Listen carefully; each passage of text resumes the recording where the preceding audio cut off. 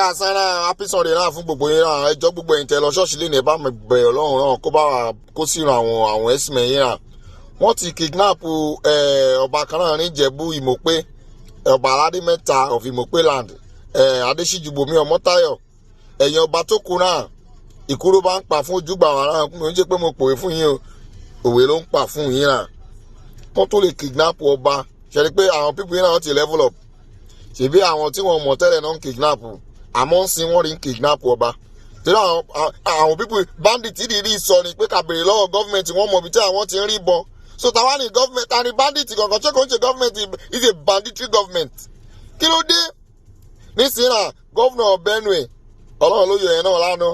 wọ́n fẹ́ kidnap wèrè ni wèrè jápa wọ́n náà wà ló fi sáré nínú igbó ìgbà tó lè máa mú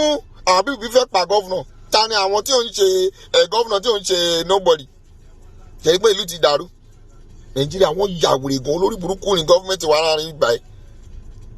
àwọn tó ń pín palliative tì lọ wọ́n pín palliative tì wọ́n fẹ́ fún wa ní vaccine lọ́fẹ̀ẹ́ àwọn olóṣì olórí burúkú vaccine náà èmi ò ní kẹ́ gba vaccine gba àwọn wèrè náà tó tún fẹ́ gba vaccine náà wọ́n tún bribe kan tó gba vaccine ní Falọmọ gọ́ọ̀nà Pàtàkì tó bá wù yín kẹgbọ́ tó bá wù yín kẹ má gbọ́ aṣọ tiwa fún yín rà ní imú yín báyìí rà wọ́n tún ń ṣe káṣìn lórí vaccine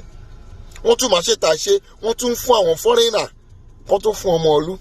a ní kí ìlú yìí kúkú pín kó pín ẹ jẹ́ ká lọ ọ̀tọ̀ọ̀tọ̀ nísìnyí mo ti denounce country mi ń ṣọmọ lórí mọ́ I pledge to